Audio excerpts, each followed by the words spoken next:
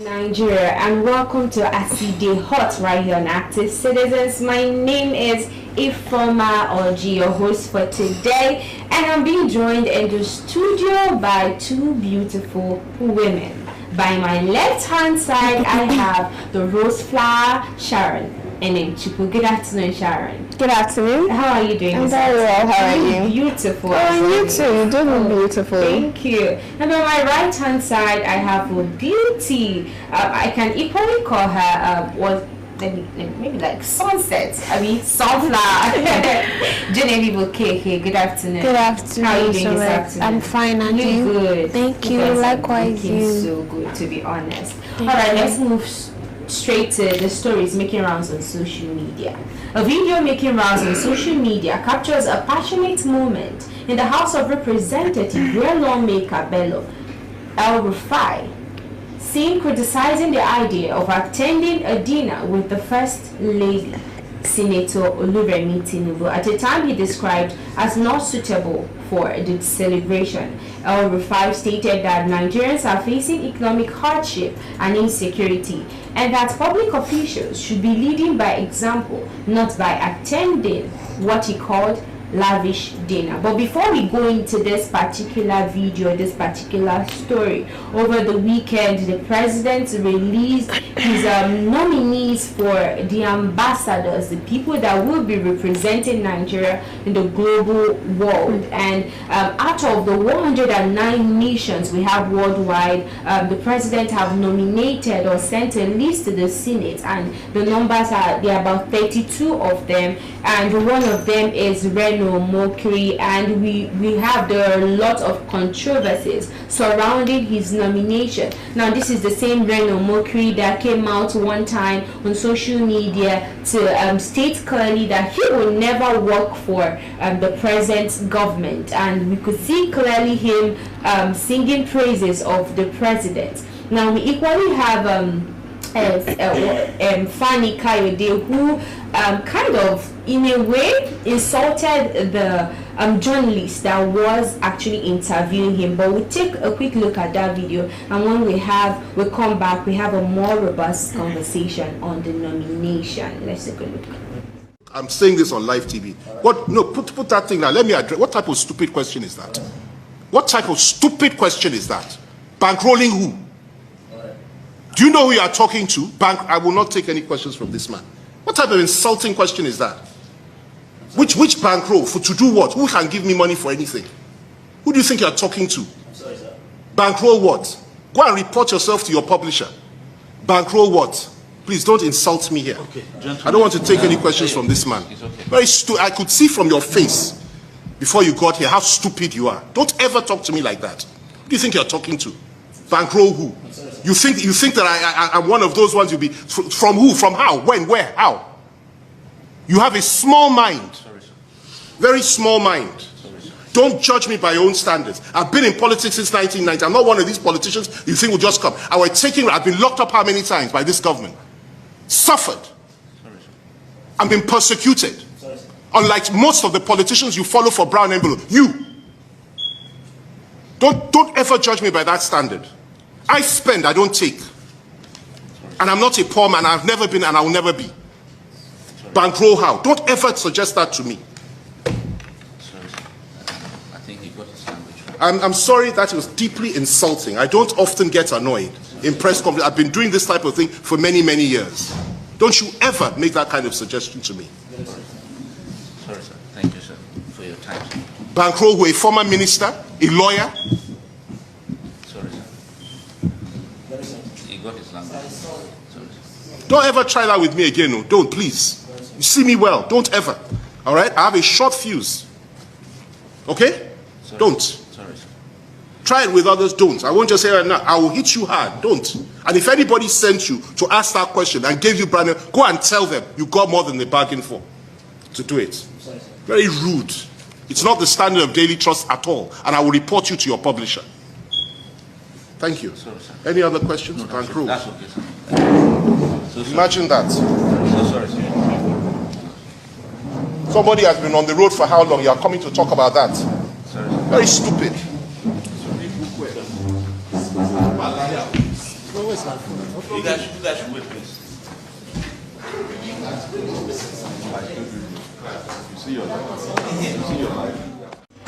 Well, that is a rather disturbing video of the former aviation minister and a lawyer in his line of work, or whatever I would call him, kind of addressing a journalist who asked him a question, and you could see the journalist was equally apologizing on the question that he asked because of his reaction. Now we saw how the former aviation minister was addressing him, calling him stupid, calling him saying that he has a small mind. Now let's still keep it at the people or the nominees of the president for ambassadorship, the people that will represent Nigeria on the global stage. I've mentioned Reno Mokri, I've mentioned this former aviation minister. There's still the likes of the former Enugu State Governor Ifeanyi Ugwuanyi. We probably have Okeze Bazo, the former Abia State Governor, and there are lots of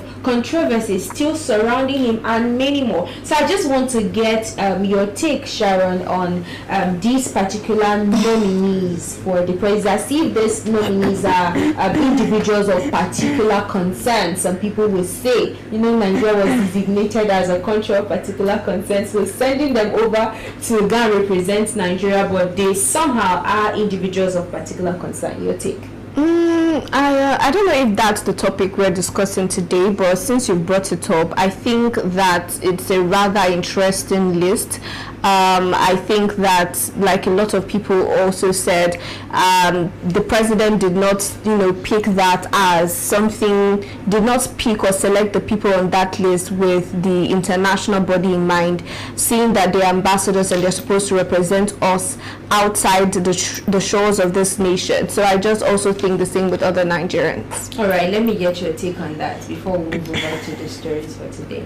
Well, it's already clearly stated. I mean, the president did not, I don't think he picked those ambassadors in the proper way. I feel with the controversies that are behind those selected candidates, definitely he picked them as people that stand by with him, people that support him, his movement and all that. Yeah, so it's definitely with what Nigerians are saying. All right, no problem. I think we'll still see more nominees, because there are still, I think, about 70 or 60 something people still, we are still waiting for their list to come up from the president. Now let's move over to the video making rounds on social media about El-Rufai urging the Senate House to actually as regarding the dinner that the proposed dinner, the invitation by the first lady, inviting them to a dinner party, and he was actually kind of against it, not really against it, but he was saying that there are more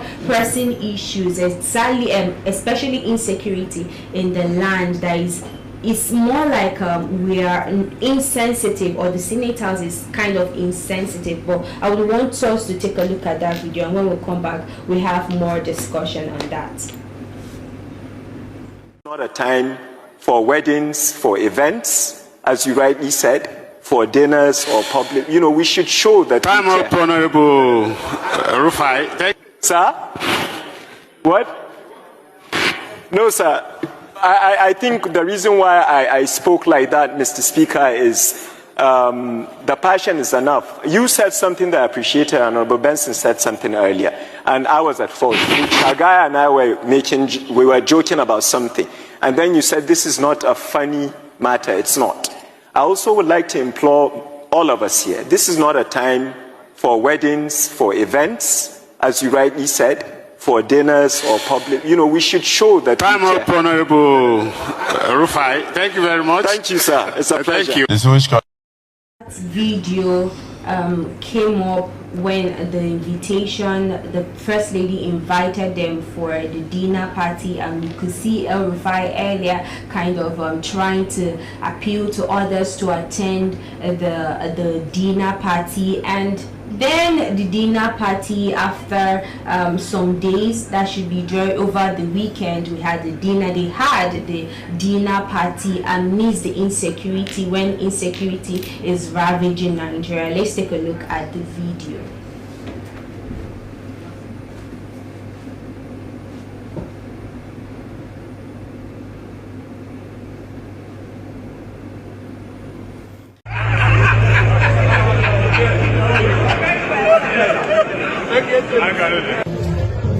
I wanna be in your life until the night is over. I wanna hold you so tight, coming closer. It's been a hell of a ride, but every single moment you were there by my side. Whenever I'm broken, you make me feel whole. Whenever I'm lonely, you're there for my soul. Wherever you are, girl, that's where I call my own. Whenever you doubt it, I'll be letting you know. Oh, girl, I want to be dancing with you forever. You see through the storm and take me as I am. Baby, it's magic anytime that we're together. I make I just love you and hold you for my hand. Hold you for my hand. Hold you for my hand. Hold you for my hand. Over and over again, yeah, my love is burning, babe. Feels like time is frozen.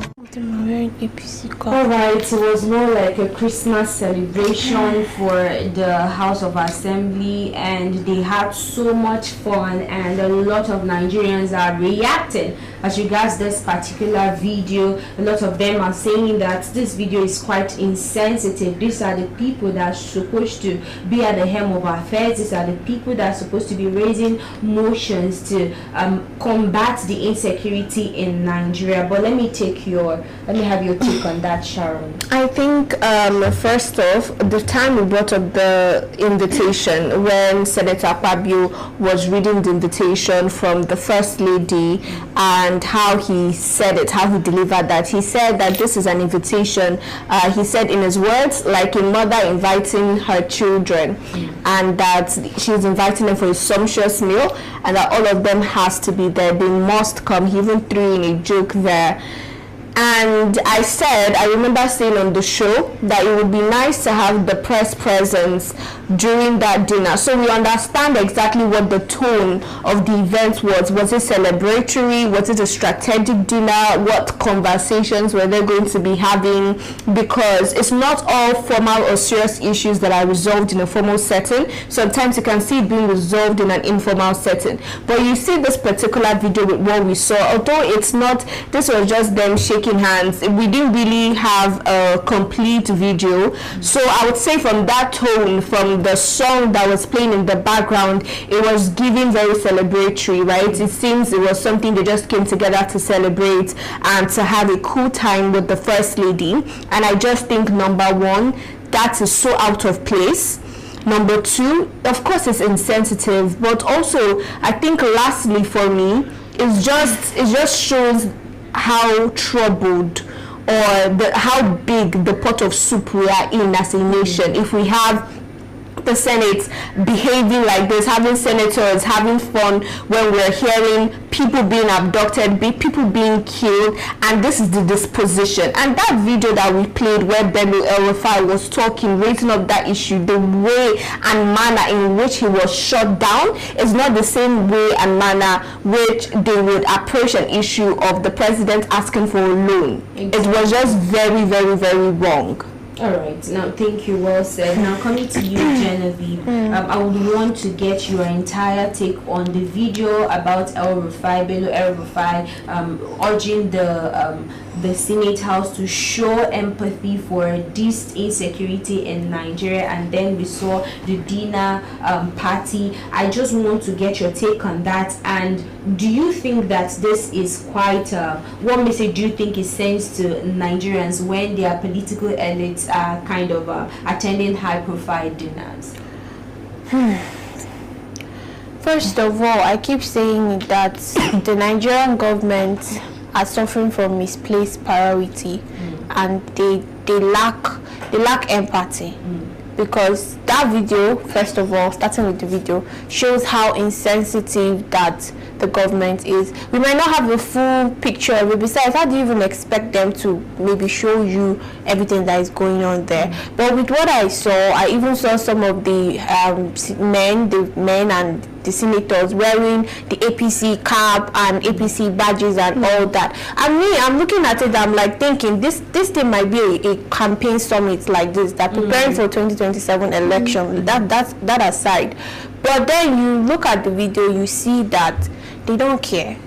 And the message is passing to Nigerians is simply, you are on your own. We're in a very big pot of soup. Everybody in the country has to go and fight for their self, because if we keep waiting for them, we have been waiting for them since when we got our independence, and nothing has been done. So obviously there is no hope coming from them. And to Bello Rufai, the young man that was trying to talk, the way he was shut down shows you the disrespect. They don't even value, they don't regard him. I don't even think these people regard young people, because he's still a very young person. So it shows how little they think about the youth. It shows how little they even think about the future. There is no future in their mindset, because if there is, they would acknowledge him and let him finish his statement. So in all thing I'm saying is, at the end of the day, everybody should just look for their way, because the government, there is no hope from them. Now, I'm still on the topic. We saw late last week where someone gave a picture, showed a video to the Senate House President Godswill Akpabio, and while watching the video, he saw where a truck, bullets were actually dropping from a truck, and he called for emergency, more prayers on that particular topic, so that it will be handled immediately. And he equally asked if the vehicles have been apprehended, and we were actually expecting more robust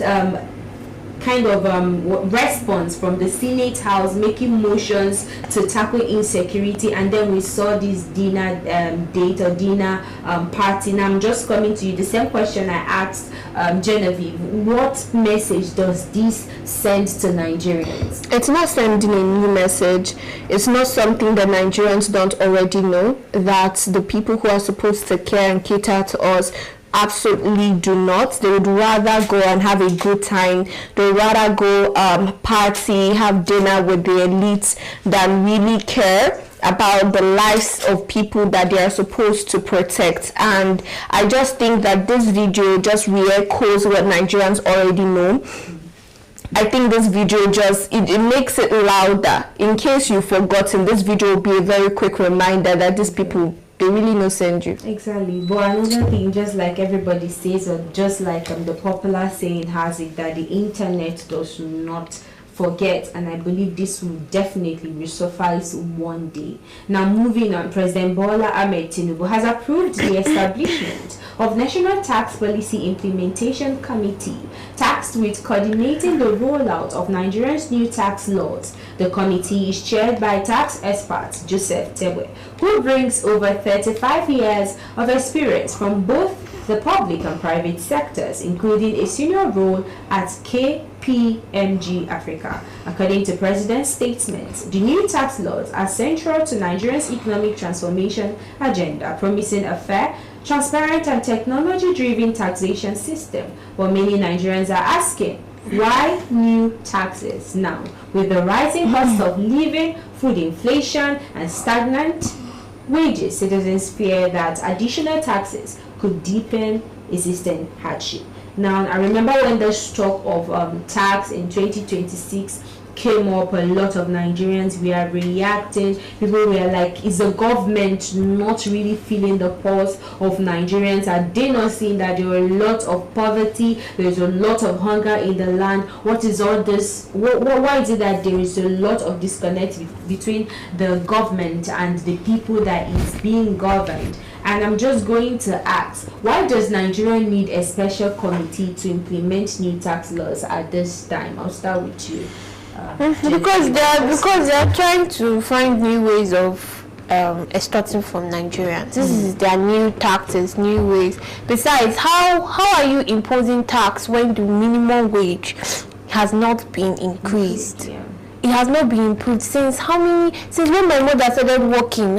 She had one particular minimum wage. For how long? How do you expect it to feed people? How do you expect it to come on now, come on, this is, I don't even know, I'm tired. This thing is not making sense. All I can see from here is more extortion. They don't care, just like I said, misplaced priorities. They just don't care. They don't give a damn about anybody because all their family members, their generation are well to do. That is just the essence of all these things. More extortion on the way. Now, still on the new tax, the president's excuse or defense was that is a way to generate more revenues for the country. And coming to you, Sharon, do you think that these new policies will actually help the economy? In what sense? So there are two ways. Yes, it's going to help generate revenue, but for who? Who is it generating the revenue for? Is it for Nigerian citizens or is it for the government? If it's for the government, that makes beautiful sense, perfect sense.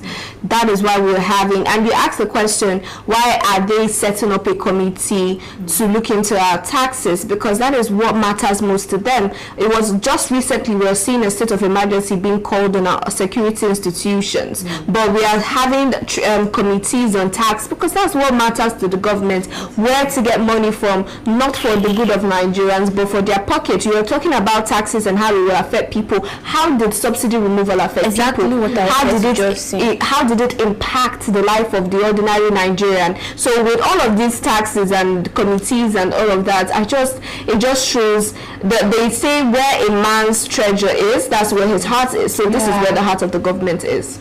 It's quite unfortunate. But finally, the Lagos State Police Command has launched an investigation after a video emerged showing an officer assaulting a bus conductor in Ikorodu area.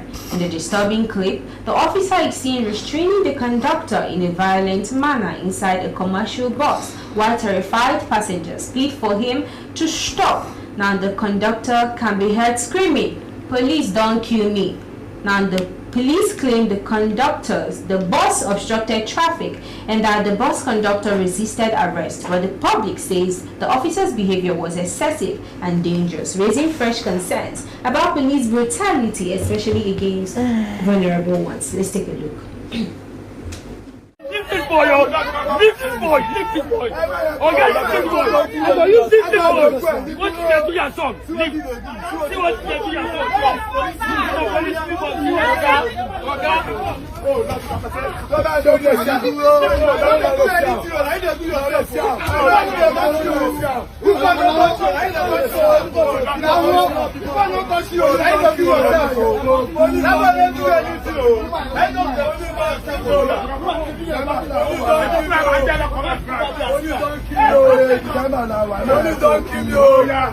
Police don't kill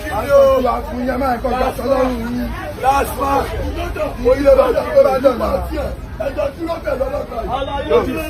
Do your video. Police don't kill me. Oh yeah, now. Police don't kill me. Please don't wait for that, please. I was begging him at first. Police don't beg me. I've been begging people. Don't beg me. Do your video. I'm doing the video now. I'm doing the video. Why will I stop the video? No. Why will I stop the video? Why will I stop the video? Why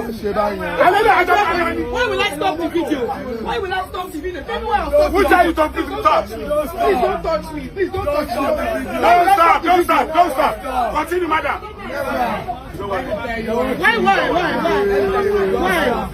Why?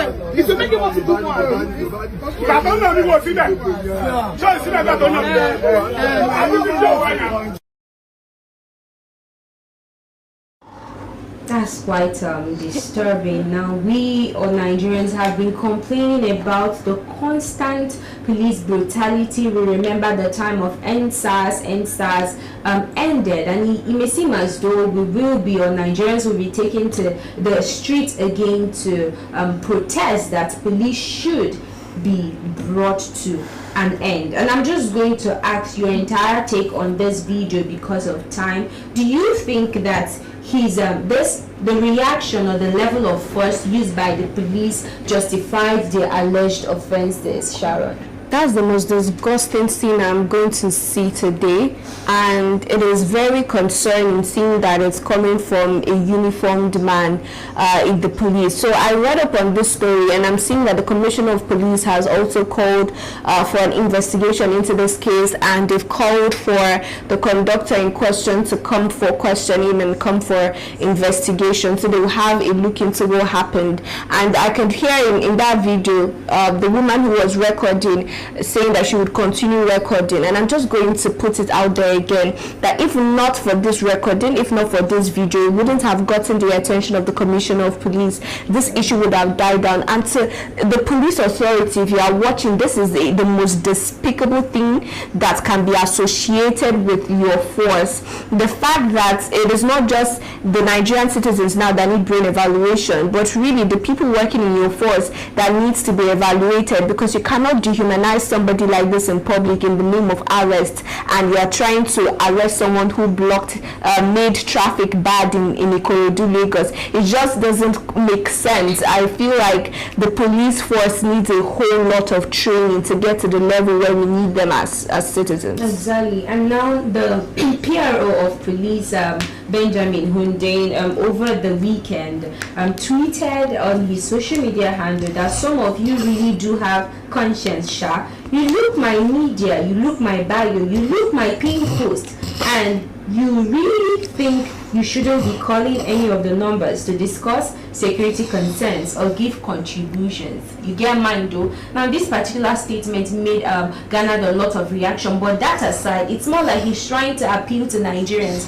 to still put up a call when they are in distress or when they need help from the police. And I'm just going to ask, with this video right now, what do you think that the average Nigerians would, the perception of the average Nigerians looking at this video and looking at his tweet?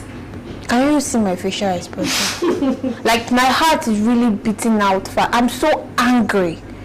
Please, is the officer an animal? Is he okay? Is he mentally deranged? What disgust? This is so disgusting, for crying out loud. What kind of this is why the bandits will not even be scared, because look at how the security personnel are treating a human being. They're treating their own citizens. What more? This is giving all these insecurities we are suffering from is mostly from all these security personnel, because these bandits, they won't be scared because they know that they don't value the citizens of Nigeria. What nonsense! What kind of rubbish is this? I said it before one time when we were talking about all this stuff. I said there's supposed to be a proper training plan for all the security personnel. There's supposed to be a date for recruitment. We Nigerians are supposed to even know the day they are recruiting new personnel into the security house or any security bodies. They're supposed to take exams. They're supposed to be scrutinized very well, because it's not easy to be out there. You can't send out a mad dog out there and the person what rubbish is this? This is very traumatic. Like, God, I beg. It was quite unprofessional and dehumanizing to see a man a police officer who is equally a man treating his fellow man in that manner because he resisted arrest. It was quite uncanny and disturbing, to be honest. But the said police officer has been identified, and he has been asked to halt his activities in the public space pending on when they are done with probing and investigation. Because to send down somewhere else. Maybe I believe that he will face the full wrath of the law. But this is where we're going to call it a wrap on a CD Hot right here on Active Citizens. If you're yet to subscribe to our YouTube page, please, the time is now. Go ahead and subscribe, like, comment, and share. You can find us across all social media platforms at Active Citizens, and you can find me on my private Facebook page at Oji Sophia and on Instagram at Misolex. You, Sharon? You can find me across all social media at Sharon Nmchuku. And you, Genevieve? You can always find me in the studio. All right, now until we see you in the evening for Active Citizens Parliament, don't stop asking the right questions and stay safe.